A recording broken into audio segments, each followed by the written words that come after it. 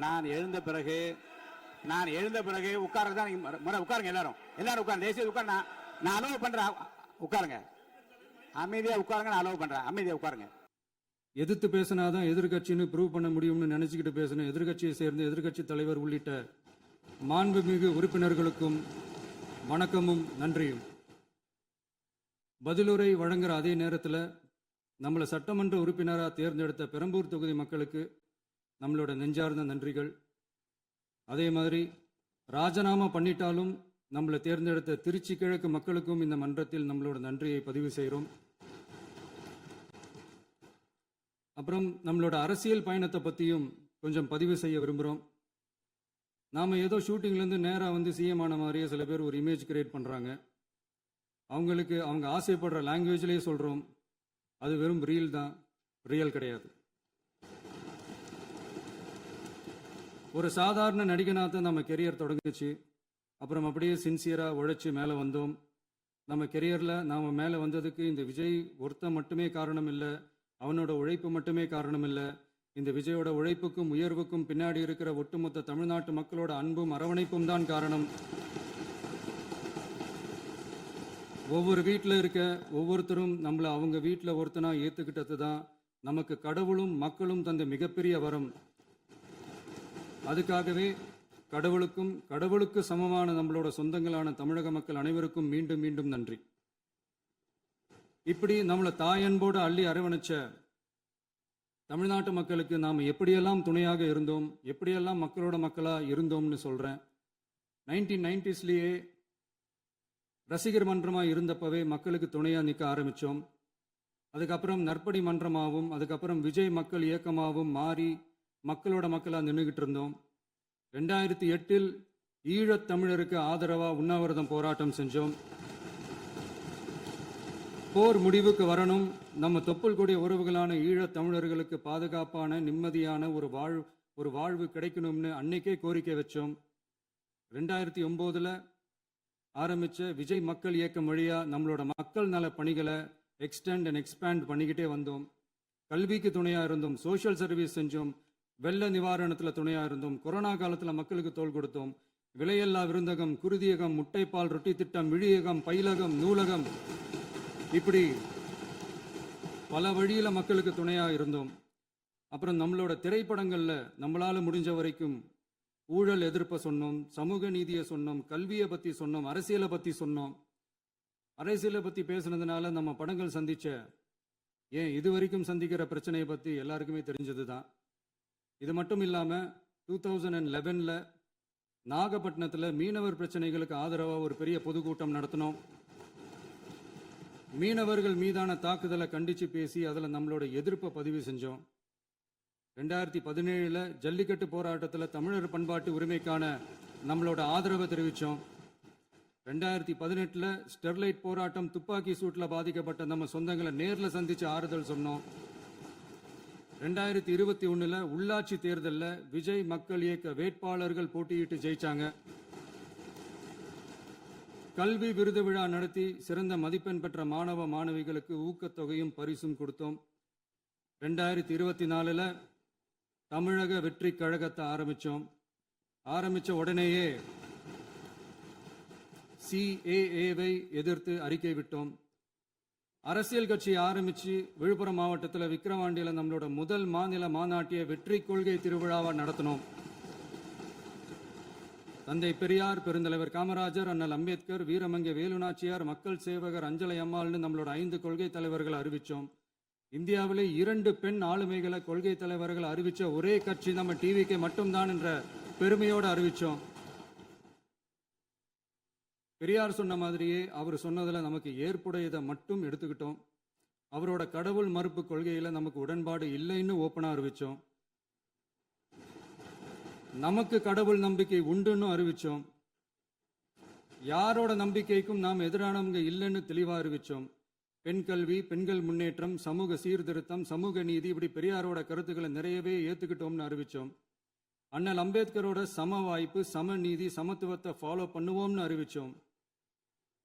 பெருந்தலைவர் காமராஜரோட மதச்சார்பின்மையை ஏத்துக்கிட்டதோட அவரோட நேர்மையான நிர்வாகத்தையே ஒரு கொள்கையா ஏத்துக்கிட்டோம்னு அறிவிச்சோம். வீரமங்கை வேலு நாச்சியாரோட மண் மீட்பையும் சமூக நல்லிணக்கத்தையும் பின்பற்றுவோம்னு அறிவிச்சோம். மக்கள் சேவகர் அஞ்சலை அம்மாளோட விடுதலை வேட்கையையும் மக்களோட வாழ்வாதாரத்துக்காக உறுதியாக நிற்கிறதையும் பின்பற்றுவோம்னு சொன்னோம்.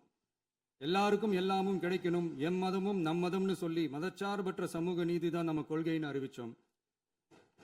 நம்ம கொள்கை எதிரி யாரு, அரசியல் எதிரி யாருன்னு ஓப்பனா அறிவிச்சோம்.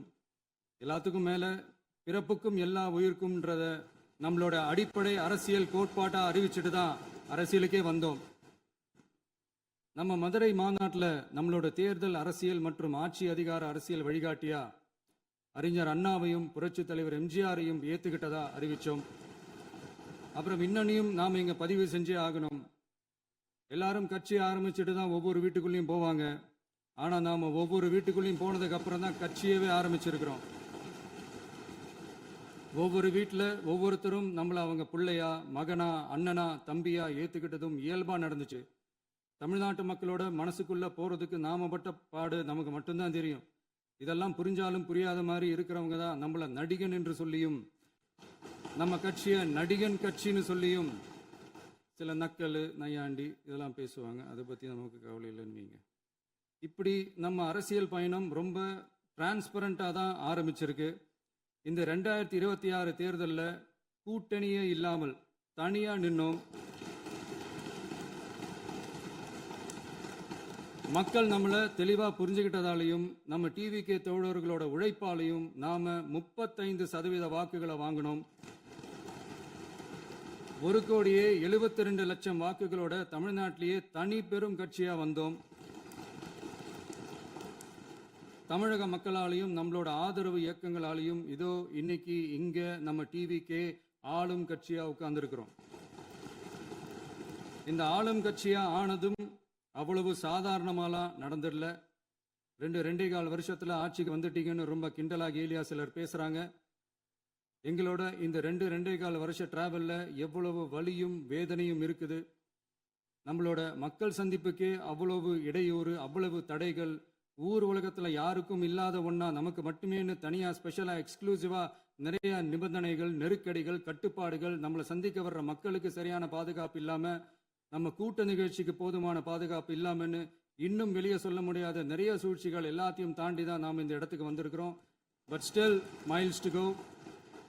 நம்ம டிராவல்ல எல்லாத்துக்கும் உச்சமா நம்மளோட சொந்தங்கள், நம்மளோட உறவுகள், 41 பேர் கரூர் சம்பவத்தில் இழந்த வேதனை எல்லாம் எப்படி சொல்றதுனே தெரியல. நம்ம மனசை விட்டு என்னைக்கும் அந்த வலியும் வேதனையும் நீங்கவே நீங்காது. அதுலேயும் நம்ம மேலேயே பழி போட்ட கொடுமையெல்லாம் இருக்கும் பாருங்க, அதெல்லாம் வேற லெவலுங்க. என்னத்துக்கு அப்படியெல்லாம் செஞ்சாங்கன்னு தெரியல. அரசியல்னா இப்படியெல்லாம் கொடூரமா இருக்கணுமா என்ன?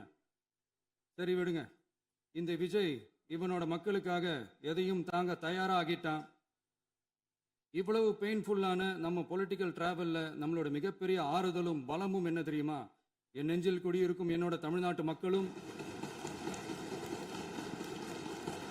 என் உயிருக்கு உயிரான என்னோட தோழர்களும் தான். அவங்களோட பலத்தால தான். அன்னைக்கு 1967 முன்னாள் முதல்வர் மாண்புமிகு அறிஞர் அண்ணா அவர்கள் தலைமையில் அமைஞ்ச சாமானியர்களோட ஆட்சி மாதிரி, 1977 முன்னாள் முதல்வர் மாண்புமிகு புரட்சி தலைவர் எம்ஜிஆர் அவர்கள் தலைமையில் அமைஞ்ச மிக சாமானியர்களோட ஆட்சி மாதிரி, இதோ இன்னைக்கு அதே வரிசையில் 2026 சட்டமன்ற தேர்தலில் இந்த விஜயோட தோழர்கள் இடம்பெற்ற ஒரு மிக மிக சாமானியர்களின் ஆட்சி அமைஞ்சிருக்கு.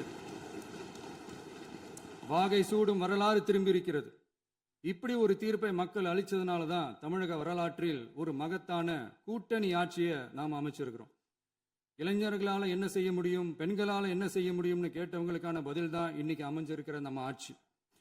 ஒரே ஒரு குடும்பம் மட்டும் முக்கியம்னு சொல்றது நம்மளோட ஆட்சி அதிகார அரசியல் இல்ல. தமிழ்நாட்டில் இருக்கிற ஒவ்வொரு குடும்பமும் முக்கியம்னு சொல்றது தான் நம்ம அரசியல். நம்மளோட ஆட்சி அதிகாரம் அதான் நம்மளோட மனசாட்சி உள்ள மக்களாட்சி. இந்த 2026 தேர்தலில் யாராலும் உடைக்கவே முடியாதுன்னு சொன்ன மதத்தை உடைச்சோம், சாதியை உடைச்சோம், முக்கியமா காசு கொடுத்து ஓட்டு வாங்குற ஒரு நச்சு கலாச்சாரத்தையே சுக்கு நூறா தூள் தூளா உடைச்சிருந்தோம். நாம கிளீன் கவர்னன்ஸ் அண்ட் குட் கவர்னன்ஸ்ல உறுதியா இருக்கிறோம். இப்போ மட்டும் இல்லை, எப்பவுமே இப்படி தான் இருப்போம். இதில் 100% இது உண்மைன்றதுனால தான் பாரம்பரியமான தினத்தந்தி பத்திரிகை ஊழலின் ஊற்றுக்கண் அடைக்கப்படுகிறதுன்னு 16/6/2026 அன்னைக்கு ஒரு தலையங்கமே எழுதியிருக்கு. ஒரு தவறு செய்தால் அது தெரிந்து செய்தால் அவன் தேவன் என்றாலும் விடமாட்டேன் என்று எம்ஜிஆர் அன்று பாடினார். அதை இன்று விஜய் செயலில் காட்டுகிறார்னு அந்த எடிட்டோரியல்ல எழுதியிருக்கு. இந்த நேரத்தில் தினத்தந்திக்கு நம்மளோட நன்றியை தெரிவிச்சுக்கிறோம். அரசியலுக்கு வந்து 2 வருஷம்தான் ஆகுது. உங்களுக்கு என்ன தெரியும், உங்களால் என்ன முடியும்னு கேலியா கேட்டவங்களுக்கு தினத்தந்தியோட பதிலை இப்போதைக்கு போதும்னு நினைக்கிறேன். என்னென்னமோ செய்வான்னு சொல்றானே இந்த விஜய், பல வருஷமா இருக்கிற ஒரு பதவி வெறி பிடிச்ச அரசியலை உடைச்சி எப்படி செய்வான்னு நம்ம மக்களை யோசிச்சிருவாங்க. இதோ இப்போ நம்ம மக்களுக்கு புரிஞ்சிருக்கும். இப்பவும் சொல்றோம், இது வெறும் ஆரம்பம் தாங்க. இந்த மாபெரும் சபையிலிருந்து கேட்கிற மக்களே, நமக்கு கொஞ்சம் அவகாசம் கொடுங்க. இதுக்கு முன்னாடி, அதாவது 2017 கடைசியில இருந்து 2026 ஏப்ரல் வரைக்கும் இருந்த புண்ணியவான்கள் ஆட்சியில ஒவ்வொரு டிபார்ட்மெண்ட்லையும் போட்ட ஏராளமான ஓட்டைகளை அடைச்சிக்கிட்டே படிப்படியா மக்களுக்கு நல்லதையும் செஞ்சுக்கிட்டே வருவோம். அதனாலதான் நமக்கு எதிரா யார் யாரோ சேரவே மாட்டாங்கன்னு நினைச்சவங்க எல்லாம் ஒன்னா சேர்றாங்க. நம்ம ஆட்சிக்கு டேட்டு குறிக்கிறாங்க.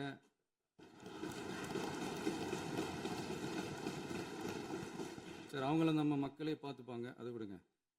நாம ஆட்சிக்கு வந்து சரியா 40 நாள் ஆகுது. அதுக்குள்ள என்ன செஞ்சீங்கன்னு கேட்குறாங்க. ஒரு லிஸ்ட் ஒன்று சொல்றேன், கேளுங்க. பெண்கள் பாதுகாப்புக்காக சிங்கப்பெண் சிறப்பு படை, 200 யூனிட் வரை கட்டணமில்லா மின்சாரம், போதைப் பொருள் ஒழிப்புக்காக தனிப்படை, குறுவை நெல் சாகுபடியை ஊக்குவிப்பதற்காக 134.83 கோடி சிறப்பு தொகுப்பு திட்டம், வழிபாட்டு தலம், ஸ்கூல், பஸ் ஸ்டாண்டுன்னு அதுக்கு பக்கத்தில் இருக்கிற 717 மதுபான கடைகள் மூடப்பட்டன. அங்க வேலையில் இருந்தவர்களுக்கு வேறு கடைகளில் வேலை, கவனிக்கப்படாமல் விடப்பட்ட அம்மா உணவகங்கள் புதுப்பிக்கப்பட்டன. பத்திரப்பதிவு துறையில் பகல் கொள்ளைக்கு ஃபுல் ஸ்டாப் வைக்கப்பட்டுள்ளது. வருகையில்லா ஆவண பதிவு முறை கொண்டு வர உத்தேசிக்கப்பட்ட செயல்பாட்டில் உள்ளது. அரசு மற்றும் தனியார் மருத்துவமனையில் ஸ்கேன் மையங்களில் கருவுறுவதற்கு முன் மற்றும் பின் ஏற்படும் தவறுகளை கண்காணிக்கவும், மருத்துவ நிறுவனம் முறைப்படுத்தும் சட்ட விதிகள் பின்பற்றப்படுகிறதா என கண்காணிக்கவும், மருத்துவ மற்றும் ஊரக பணிகள் இயக்கத்தின் பயன்பாட்டிற்காக 40 புதிய வாகனங்கள் வழங்கப்பட்டுள்ளது. கூட்டுறவு வங்கியின் ஏழை எளிய மக்கள் வாங்கிய கடனுக்கு முதல் முத்தாய்ப்பாக ரூபாய் 2045 கோடி தள்ளுபடி வழங்கி ஆணையிடப்பட்டுள்ளது. ஒன்றிய அரசிடம் கேட்டுக்கொண்டதற்கிணங்க கடந்த 2 வருடமாக நிறுத்தி வைக்கப்பட்ட இருந்த ஜல் ஜீவன் மிஷன் திட்டம் புதுப்பிக்கப்பட்டு ஜல் ஜீவன் மிஷன் திட்டம் 2.0 நடைமுறைக்கு கொண்டு வரப்பட்டுள்ளது. 18,500 கோடி அளவில் உறுதியளிக்கப்பட்ட காஞ்சிபுரம் மாவட்டத்தில் மைய விரிவாக்க திட்டம், கோயம்புத்தூரில் மின்னணு பொருட்கள் மற்றும் மின்னணு அமைப்புகள் உற்பத்தி திட்டம் மற்றும் திருவள்ளூர் மாவட்டத்தில் காட்டுப்பள்ளி LNT கப்பல் கட்டும் தளம் விரிவாக்க திட்டத்திற்கு ஒப்பந்தங்கள் போடப்பட்டுள்ளன. அனைத்து நிர்வாக நடவடிக்கைகளும் மின்னணு முறையில் மாற்றம் கொண்டு வர நடவடிக்கை எடுக்கப்பட்டு வருகிறது. சட்டவிரோத கல்குவாரி மற்றும் அனுமதியின்றி கனிமங்களை எடுத்துச் செல்வது தடுக்கப்பட்டுள்ளது. பல்வேறு குவாரிகள் சீல் வைக்கப்பட்டுள்ளன. கனிமங்களை கண்காணிப்பது, எல்லைகளை நிர்ணயிப்பது மற்றும் ஆளில்லா விமானம் மூலம் அளவீடு செய்வது போன்றவற்றை செயல்படுத்துவதற்கான பணிகள் மேற்கொள்ளப்பட்டு வருகின்றன. அனைத்து துறைகளிலும் அலுவலர் தலையீடு இல்லாமல் லஞ்ச லாவண்யமற்ற தமிழகத்தை உருவாக்க அனைத்து நடவடிக்கைகளும் முடுக்கிவிடப்பட்டுள்ளது. இதெல்லாம் சாம்பிள் தான், இன்னும் இருக்கு. இந்த வெறும் 40 நாளுக்குள்ளேயே இவ்வளவு செஞ்சிருக்கோம்னா இனி வர்ற நாட்களில் கொஞ்சம் கொஞ்சமா படிப்படியா ஸ்டெடியா உழைச்சி லஞ்ச லாவண்யம் இல்லாத, ஊழல் இல்லாத, பெண்களுக்கு பாதுகாப்பான, சுதந்திரமான, டிரான்ஸ்பரண்டான தமிழ்நாட்டை நம்ம சொந்தங்களான தமிழக மக்களுக்கு தர்றது தான் நம்மளோட ஒன் அண்ட் ஒன்லி டார்கெட். கண்டிப்பா அதை நிறைவேற்றியே காட்டுவோம். 8 கோடி மக்கள் நம்மளோட இருக்கிறப்போ ஏங்க இதை செய்ய முடியாது? மாண்புமிகு பேரவைத் தலைவர் அவர்களே, தமிழ்நாட்டின் கருவூலம் எப்படி திசை மாறி உருமாறி தேய்ந்து ஓய்ந்து கிடைக்கிறதுன்னு சொன்னாங்க. திசை மாறி உருமாறி தேய்ந்து ஓய்ந்துன்னு வசனம் மாதிரி ரைமிங்கா இல்லாம வளமான இலக்கியமா இதே சபையில பேசினவங்களோட திறமையான ஆட்சியில நடந்த நிதி மேலாண்மையை பத்தி வெள்ளை அறிக்கையா வெளியிட்டோம். வெள்ளை அறிக்கை வந்ததிலிருந்தே கண்ணை கட்டுதுங்க. அந்த காலத்துல தான் பிள்ளையோ பிள்ளை, தொல்லையோ தொல்லைன்னு சொன்னாங்க. அதே மாதிரி தாங்க அவங்க ஆட்சியாலையும் அவங்களாலையும் இன்னைக்கு தமிழ்நாட்டுக்கே தொல்லையோ தொல்லை. இப்படி ஒரு நிலைமையை உண்டாக்கி வச்சுட்டு இவங்க சொல்றாங்க நமக்கு ஆட்சி செய்ய தெரியாதுன்னு. நம்ம அமைச்சர்களுக்கும் நம்ம சட்டமன்ற உறுப்பினர்களுக்கும் ஒன்றும் தெரியாதுன்னு. ஆமாங்க, எங்களுக்கு தெரியாதுதான். எங்க சட்டமன்ற உறுப்பினர்களுக்கும் அமைச்சர்களுக்கும் மக்கள் பணி செய்ய தெரிஞ்ச அளவுக்கு மக்கள் பணத்தை சுருட்ட தெரியாதுதான்.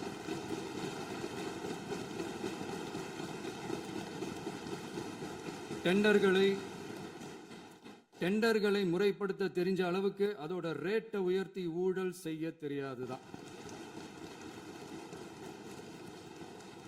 பதவி உயர்வு வழங்கவும் பணி இடமாற்றம் கலந்தாய்வு நடத்தவும் தெரியுமே தவிர பதவி உயர்வுக்கும் பணியிட மாற்றத்திற்கும் பணம் பறிக்க தெரியாதுதான்.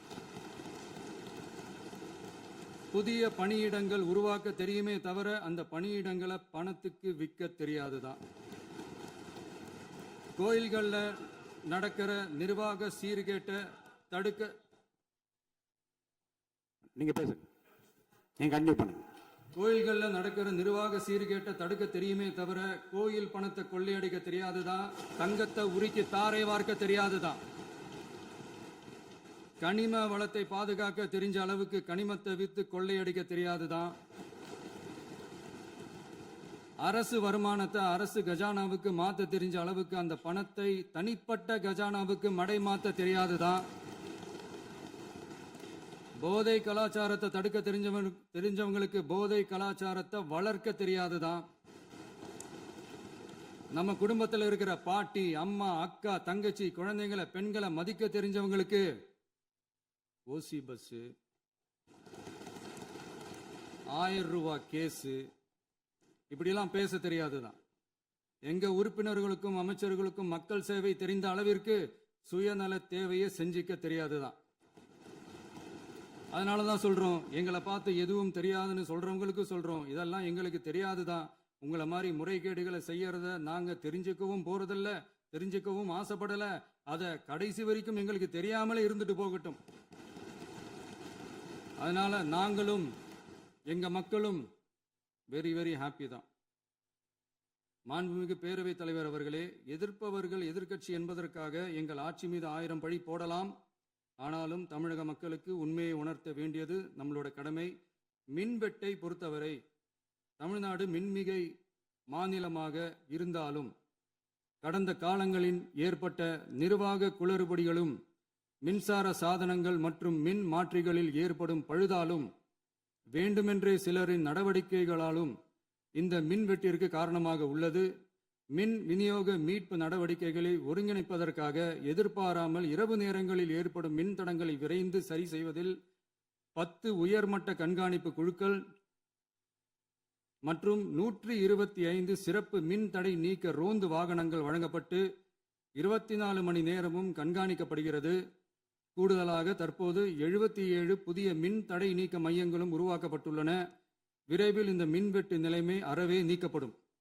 மாண்புமிகு பேரவைத் தலைவர் அவர்களே, நம்ம விவசாயிகள் எல்லாரும் நம்மளை நல்லா புரிஞ்சுக்கிட்டு தமிழக வெற்றி கழகத்தை ஏத்துக்கிட்டாலும் எதிர்கட்சிகளோட தூண்டுதலால சில இடங்கள்ல சில போராட்டங்கள் நடக்குது. எதிர்கட்சிகள் என்னதான் சித்து வேலை செஞ்சாலும் விவசாய பெருமக்கள் எல்லாரும் நம்ம ஆட்சி அவங்களுக்கான ஆட்சி தான் நல்லா புரிஞ்சுதான் வச்சிருக்கிறாங்க. இந்த வருஷம் எல்னினோ விளைவா எப்பவும் இருக்கிறத விட இந்த டைம் மழை குறையுங்கிறதையும் நம்ம விவசாயிகள் உணர்ந்துதான் இருப்பாங்க. இருந்தாலும் நம்ம அரசு நம்ம விவசாயிகளோட வாழ்வாதாரத்துக்காக பக்கபலமாகவும் உறுதியாகவும் துணை நிற்கும்ங்கிறத தெரிவிச்சுக்கிறோம். நம்ம தமிழகத்தில் ஏற்கனவே நடந்த அதி அற்புதமான சூப்பரான நிர்வாக திறன் கொண்ட 50 வருஷ அரசியல் அனுபவம் கொண்ட 2.0, 3.0, 4.0 பல 0 மாடல் ஆட்சி நடத்த கனவு கண்டவங்களோட அட்டகாசமான ஆட்சிக்காரங்க பல்வேறு விதமான நிதி நெருக்கடியை நம்ம மக்களுக்கும் நமக்கும் பரிசா கொடுத்துட்டு போய் இருந்தாலும் கூட்டுறவு வங்கிகளின் மூலம் 75,000 வரை பயிர்கடன் பெற்று குறு சிறு இதர பெரு விவசாயிகளுக்கு 100% முழுமையான பயிர்கடன் தள்ளுபடியும் 75,000க்கு மேல் கடன் பெற்றவர்களுக்கு குறைந்தபட்சமாக 35,000 பண பயன் கிடைக்கும் அளவிற்கு மொத்தம் 14,43,504 விவசாயிகளுக்கு ரூபாய் 5,932.23 கோடி பயிர்கடன் தள்ளுபடி வழங்கப்பட்டுள்ளது. மாண்புமிகு பேரவைத் தலைவர் அவர்களே, நாம ஒன்றியத்தில் கூட்டுறவு கூட்டாட்சி, மாநிலத்தில் சுயாட்சி என்ற கொள்கையை கொண்டவங்க தான் ஏற்கனவே அறிவிச்சிருக்கிறோம். தற்போதைய ஒன்றிய அரசு சார்ந்த கட்சியுடன் அரசியலில் கொள்கை அளவில் நேர் எதிராக நிற்கிறவங்க தான் நாம. அதே சமயத்தில் அதே சமயத்தில் எதுக்கெடுத்தாலும் கண்ணை மூடிக்கிட்டு ஒன்றிய அரசோட மோதல் போக்கை விரும்புறவங்க நாம இல்ல. நமக்கு எப்பவுமே தமிழகத்தின் வளர்ச்சி மட்டும்தான் முக்கியம். அதுக்காக நம்மளோட அரசியல் ரீதியான கொள்கைகளையோ மாநில உரிமைகளையோ கொஞ்சம் கூட விட்டு கொடுக்கவே மாட்டோம். அதுல ரொம்ப தெளிவாகவும் உறுதியாகவும் இருக்கிறோம். இனியும் இப்படித்தான் இருப்போம். அதுல ஒருபோதும் மாற்றமே இருக்காது. அதனால இதுல யாரு திசை திருப்ப வேலையில் ஈடுபட்டாலும் அவங்க எல்லாரும் மக்கள் மத்தியில் தோற்பது உறுதி. எனவே நம்ம மக்களுக்கோ சிறுபான்மை சகோதரர்களுக்கோ நம்ம ஆதரவு இயக்கங்களுக்கோ எந்தவித சந்தேகமும் வேண்டாம். நாம் யாரோட டீமும் இல்ல. நாம எப்பவுமே பியூரான பீப்புள்ஸ் டீம். இன்னும் சொல்ல போனா நாம secular team, social justice team. மாண்புமிகு பேரவைத் தலைவர் அவர்களே, அரசு விழாக்கள், கல்வி நிறுவனங்கள் மற்றும் பல அதிகாரப்பூர்வ நிகழ்ச்சிகளோட தொடக்கத்தில் நம்ம தமிழ்தாய் வாழ்த்த பாடுறது தான் வழக்கமா இருக்கு. தமிழ்தாய் வாழ்த்த பொறுத்த வரைக்கும் நம் அரசு இதுல நம்மளோட உறுதியான நிலைப்பாட்டை ஒன்றிய அரசுக்கு மிக தெளிவா தெரிவிச்சிருக்கு. அது இல்லாம இதில் மாநில அரசின் கொள்கைக்கு ஏற்ப ஒன்றிய அரசின் அறிவிக்கையில் திருத்தம் மேற்கொள்ள கோரிக்கையும் விடுக்கப்பட்டுள்ளது. நீட் தேர்வை பொறுத்தவரை கிராமப்புற மற்றும் பொருளாதார ரீதியாக பின்தங்கிய மாணவர்களுக்கு சமமான வாய்ப்பை வழங்குவதில்லை. மருத்துவ கல்வியில் சமூக நீதி மற்றும் சம வாய்ப்பை நீட் பாதிக்கிறது என்பதை உணர்கிறோம். எனவே மருத்துவ படிப்புகளுக்கான சேர்க்கையை 12ஆம் வகுப்பு மதிப்பெண்களின் அடிப்படையில் நடத்த வேண்டும் என்று நமது அரசு வலியுறுத்தி வருகிறது. மத்திய அரசிடம் நீட்டிலிருந்து தமிழ்நாட்டிற்கு விலக்கு வழங்க வேண்டும் என்று கோரிக்கை விடுத்துள்ளது. மாண்புமிகு பேரவைத் தலைவர் அவர்களே, பேரறிஞர் அண்ணா அவர்கள் தலைமையிலான அரசு 1968இல் இருமொழி கொள்கையை நடைமுறைப்படுத்தியது. தமிழ் ஆட்சி மொழி, தமிழ் மொழியை பாதுகாப்பது, மாணவர்களுக்கு ஆங்கிலத்தின் மூலம் உலக அளவிலான வாய்ப்புகளை வழங்குவது, எந்த ஒரு மொழியையும் கட்டாயமாக திணிப்பதை தவிர்ப்பது மற்றும் எதிர்ப்பது, நிலத்தின் மொழி மற்றும் பண்பாட்டு அடையாளத்தை பேணுவது என்பதை நம் தமிழக வெற்றிக் கழக ஆட்சி ஏற்றுக்கொண்டுள்ளது. எனவே தமிழ்நாட்டில் தமிழ் ஆட்சி மொழி மற்றும் இருமொழி கொள்கை என்பதில் நமக்கு மாற்று கருத்தே இல்லை. மாண்புமிகு பேரவைத் தலைவர் அவர்களே, கடந்த 11/6/2026 அன்று நடந்த நிதி ஆயோக் கூட்டத்தில் தமிழ்நாடு அரசின் சார்பாக கலந்து கொண்டு வறுமையற்ற தமிழ்நாடு இயக்கம் உருவாக்க தேவையான நிதியையும், தமிழ்நாட்டுக்கு 2 எய்ம்ஸ் மருத்துவமனைகளை தருமாறும், மருத்துவம் மற்றும் பல் மருத்துவ படிப்பிற்கு 12ஆம் வகுப்பு மதிப்பெண் அடிப்படையில் இடங்களை நிரப்புதல் குறித்தும், செயற்கை நுண்ணறிவு தொடக்க நிறுவன வளர்ப்பு மையங்கள் தமிழ்நாட்டில் அமைக்கவும், இளைஞர் திறன் மற்றும் வேலைவாய்ப்பு இயக்கம் செயல்படுத்த வேண்டியும், பெண்கள் தலைமையிலான வளர்ச்சி குறித்தும், மீனவ சமுதாயங்களின் வாழ்வாதாரம் மற்றும் மீன்பிடி படகுகள் மற்றும் மீனவர்களை விடுவித்தல் குறித்து நிரந்தர நடவடிக்கை எடுக்க வேண்டியும், காலநிலை தாங்கும் தன்மை பெருந்திட்டம் 2045இல் கீழ் விண்வெளி உற்பத்தி மையத்தை தேசிய விண்வெளி உற்பத்தி மையமாக அறிவிக்க கோரியும், தமிழ்நாட்டில் சாலை போக்குவரத்து, நெடுஞ்சாலை மற்றும் ரயில்வே அமைச்சகத்தின் மேம்பாட்டு குறித்தும், அனைத்து கிராமங்களையும் டிஜிட்டல் இணைப்பு வசதி ஏற்படுத்துதல் குறித்தும், கூட்டு குடிநீர் திட்டம் தொடரவும், அரசின் விழாக்களில் தமிழ்தாய் வாழ்த்துக்கான முதலிடத்திற்கான கோரிக்கையும், மேகதாது அணை கட்டுமான நிறுத்தத்தை உறுதிப்படுத்தவும், மாநிலத்தின் மீது மும்மொழி கொள்கையை வற்புறுத்தாமல் புதிய கல்விக் கொள்கையை திணிக்காமல் தமிழகத்திற்கான கல்வித்தொகை ரூபாய் 3284 கோடியை விடுவிக்க கோரியும், ஆண்டுதோறும் 5 லட்சம் இளைஞர்களுக்கு உதவித்தொகையுடன் கூடிய பணியினை தொழில்நுட்ப பயிற்சி வழங்க ஒத்துழைப்பு வழங்குமாறும், ஒகேனக்கல் 3ஆம் கட்ட கூட்டு குடிநீர் திட்டத்திற்கான நிதி ரூபாய் 2283.40 விடுவிக்கவும், வேலை வாய்ப்பு மற்றும் வாழ்வாதாரத்துக்கான உத்தரவாத திட்டத்தின் கீழ் வேலை வாய்ப்புகளை உருவாக்க உடனடி நடவடிக்கை மேற்கொள்ள வேண்டியும் மற்றும் திருக்குறளை தேசிய இலக்கியமாக அறிவிக்குமாறும் தமிழ்நாடு சார்பில் பேசியுள்ளோம் என்பதை தெரிவித்துக் கொள்கிறோம். மாண்புமிகு பேரவைத் தலைவர் அவர்களே, அண்டை மாநிலங்களுடனான நட்புறவு ஒரு மாநிலத்தின் வளர்ச்சிக்கும் நாட்டின் ஒற்றுமைக்கும் மிகவும் அவசியமானது. தமிழ்நாடு தனது அண்டை மாநிலங்களுடன் நதி நீர் பங்கீடு, பொருளாதாரம், கல்வி, கலாச்சாரம் மற்றும் போக்குவரத்து துறைகளில் நல்லுறவை பேணி வருகிறது. பரஸ்பர மரியாதை, ஒத்துழைப்பு மற்றும் கூட்டாட்சி தத்துவத்தின் அடிப்படையில் அண்டை மாநிலங்களுடனான நட்புறவை வலுப்படுத்தவும் நமது ஆட்சியில் காக்கப்படுகிறது. மாண்புமிகு பேரவைத் தலைவர் அவர்களே, சட்டம் ஒழுங்கை பற்றி பேச்சு வந்தது. சட்டம் ஒழுங்கு சரியா இருக்கணும் அப்படின்றதுல எங்களுக்கு மாற்று கருத்தே கிடையாது. கண்டிப்பாக லா அண்ட் ஆர்டர் கரெக்டாக இருக்கணும், கரெக்டாக இருக்கும், இருக்க வைப்போம். அதே மாதிரி பெண்கள் பாதிக்கப்படுறதையும் இங்கே யாராலையும் சகிச்சிக்கவே முடியாது. அதுக்கான கடுமையான நடவடிக்கைகள் நம்ம அரசு எடுத்துக்கிட்டு இருக்கிறோம். இந்த சிங்கப்பெண் சிறப்பு அதிரடிப்படை கூட அதுக்கான ஒரு ஃபர்ஸ்ட் ஸ்டெப் தான். அதே மாதிரி இந்த போதைப் பொருள் நடமாட்டம் அதை கண்ட்ரோல் பண்ணுறதுக்கும் நம்ம அரசு கடுமையான நடவடிக்கைகள் எடுத்துக்கிட்டு இருக்கிறோம். அதையும் கண்டினியூ பண்ணி எடுப்போம். மாண்புமிகு பேரவைத் தலைவர் அவர்களே, இப்போ நான் சொன்ன இந்த பிரச்சனைகள்லாம் இந்த 2026 போன மாதம் மே மாதம் 10ஆம் தேதி புதுசாக வந்துடல.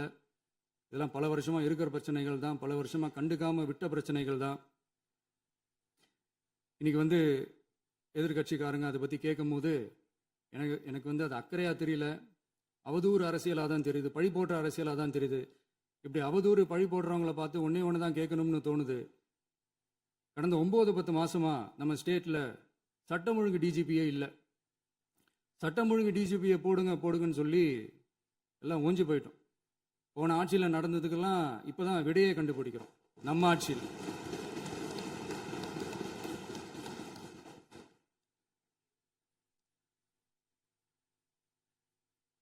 இந்த போதைப் பொருள் நடமாட்டம்லாம் தாறுமாறா அப்படியே பரவி கொட்டி கிடக்குது. இதெல்லாம் இனிஷியல் ஸ்டேஜ்லேயே யார் கண்ட்ரோல் பண்ணியிருக்கணும்? போலீஸ் டிபார்ட்மெண்ட் அப்போ யார் கையில் இருந்தது? இத்தனை கேள்வி நம்மளை பார்த்து கேட்குறாங்களே, ஒரே ஒரு கேள்வி தான் நான் கேட்கணும்னு தோணுது. போலீஸ் டிபார்ட்மெண்ட்டை கையில் வச்சுக்கிட்டே பிகினிங்லேயே இனிஷியல் ஸ்டேஜ்லேயே இந்த போதைப் பொருள் நடமாட்டத்தை ஏன் கண்ட்ரோல் பண்ணலை? மனசாட்சி உள்ளவங்க இந்த பிரச்சனையெல்லாம் ஏன் நடக்குதுன்றது அவங்களுக்கே நல்லா தெரியும். இன்னைக்கு சட்டம் ஒழுங்கை பற்றி கேள்வி கேட்கக்கூடாதா அப்படின்னா தாராளமாக கேட்கலாம். இது ஜனநாயக அரசு, மன்னராட்சிலாம் கிடையாது, மனசாட்சி உள்ள மக்களாட்சி. அதனால் கேள்வி கேட்கலாம், எல்லாருக்கும் எல்லா உரிமையும் உண்டு. விமர்சனம் செய்யலாம், எல்லாருக்கும் எல்லா உரிமையும் உண்டு. ஆனால் நம்ம ஆட்சியில் என்ன நடவடிக்கைகள் எடுத்திருக்கோன்றது தெரிஞ்சுக்கிட்டு அதுக்கேற்ற மாதிரி ஒரு நடுநிலையாக பேசுனீங்கன்னா கொஞ்சம் நல்லாயிருக்கும். சட்டம் ஒழுங்கை பற்றி யாருக்கு என்ன யோசனை இருந்தாலும், மக்கள் நலனுக்காக யாருக்கு என்ன யோசனை இருந்தாலும் அதை தாராளமாக சொல்லலாம். நம்ம அரசு அது காது கொடுத்து கேட்கும். ஆனால் நம்ம அரசினுடைய நிர்வாகத்திறன் அதை பற்றி பேசுகிறவங்களுக்கு இந்த ஊரடிச்சு உலையில போட்டு ஊழல் மேலே ஊழலாக செஞ்சுக்கிட்டு அதுலேருந்து தப்பிக்கிறதுக்கு பேர் தான் நிர்வாகத்திறன் அப்படின்னு சொன்னால், அப்படிப்பட்ட ஒரு ஊழல் செய்கிற நிர்வாகத்திறனை நம்ம அரசு ஒரு நாளும் செய்யாது. பெட்டியாக பணத்தை வச்சுக்கிட்டு, பெட்டியை வச்சே எல்லாம் செஞ்சுக்கிட்டு, போதைப் பொருள் பாதுகாவல் கழக மாடல் அரசாங்கம் செஞ்ச ஒவ்வொரு ஊழலாக வெளியில் வந்துகிட்டு இருக்கு. டாஸ்மாகில் அது என்னப்பா அது பேரு, பார்ட்டி ஃபண்ட் கட்சி நிதி அப்படின்ற பேரில் அடித்த கொள்ளையெல்லாம் ஒன்றா இப்போ கவர்மெண்ட்டோட கஜானாவுக்குள்ளே கொண்டு சேர்த்துக்கிட்டே இருக்கிறோம்.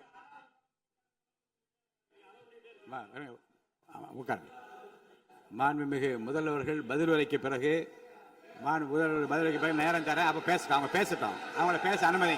உட்காருங்க.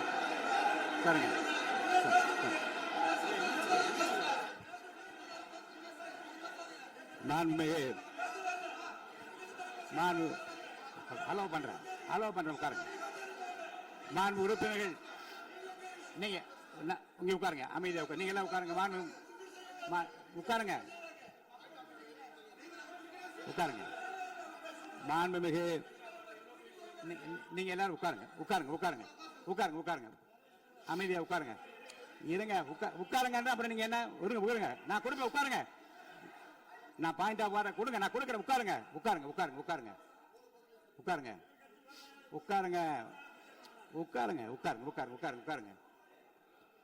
மாண்புமிகு முதல்வர் அவர்கள் கோர்வையாக நிதானமாக சொல்லிக்கொண்டே இருக்கிறார். நீங்கள் குறிப்பெடுத்து வைத்துக் கொள்ளுங்கள். பேசி முடித்தவுடன் நான் உங்களுக்கு அவகாசம் தருகிறேன். நீங்கள் ஒன்று சொல்லுங்க, என்ன என்பது நீங்கள் சொல்லுங்க. உங்க சொல்லுகிற வாய்ப்பை நான் உங்களுக்கு தருகிறேன். இப்போது மாண்புமிகு முதலமைச்சர் உங்கள் உரையை தொடரலாம்.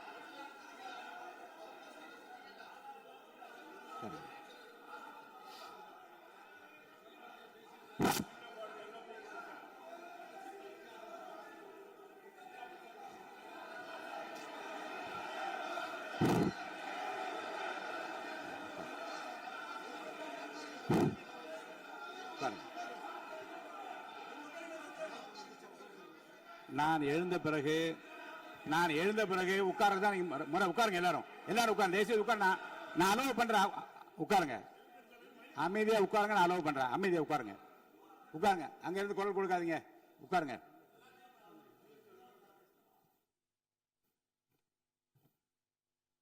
இனிமையான இந்த விவாதத்தில்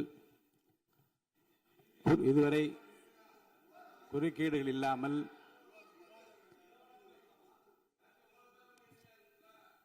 கொஞ்சம் அமைதியா இருங்க. மாண்புமிகு முதல்வர் அவர்கள் பேசி முடித்தவுடன் பாயிண்ட் ஆஃப் ஆர்டர் கேட்டிருக்கேன், நான் அனுமதிக்கிறேன். எதிர்க்கட்சி தலைவருக்கு மட்டும் நான் அனுமதி தருகிறேன். அவர் எழுந்து பேசலாம். முதலமைச்சர் நீங்க கண்டினியூ பண்ணி முடிக்கலாம்.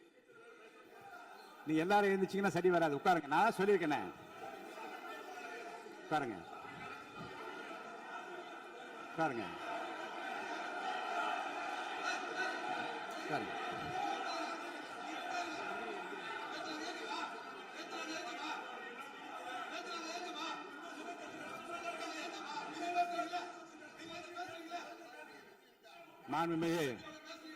மாண்பு உறுப்பினர் அமைதி காக்க வேண்டும். நேற்று எதிர்க்கட்சி தலைவர் பேசுகிற போதும் அவர் பேசுகிற எல்லாவற்றுக்கும் நான் அனுமதி அளித்தேன்.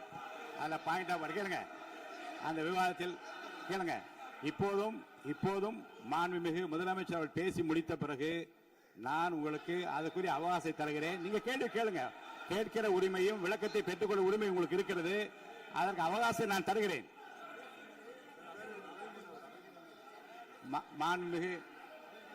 மாண்புமிகு உறுப்பினர் அமருங்க. நான் என் தீர்ப்பை சொல்லுகிறேன். மாண்புமிகு முதலமைச்சர் அவர்கள் பேசி முடித்தவுடன் எதிர்க்கட்சி தலைவருக்கு அந்த வாய்ப்பை நான் தருகிறேன். நிச்சயமா அந்த கேள்வி கேட்கலாம். உட்காருங்க எல்லாரும். பேரவை முன்னவர் பேசுங்க. மாண்பு பேரவைத் தலைவர் அவர்களே, இன்று இவர்கள் முயற்சி செய்வது அவர் ஆளுங்கட்சியாக இருக்கின்ற போது இருங்க, நான் சொல்லிடுறேன் ப்ளீஸ். ஒரே நிமிஷம் நான் சொல்லிடுறேன் ப்ளீஸ். ஆளும் கட்சியாக இருக்கின்ற போது நீங்கள் சொன்ன ஒரே வார்த்தை, நாங்கள் பேசி முடித்ததற்கு பிறகு குறிப்பிடுத்துவிட்டு நீங்கள் எந்த கேள்வி வேண்டுமானாலும் கேட்கலாம் என்று ஒரு முறையை நீங்கள் பின்பற்றினீர்கள். அதே முறையை இப்போது பின்பற்ற வேண்டும் என்று கேட்டுக்கொள்கிறேன்.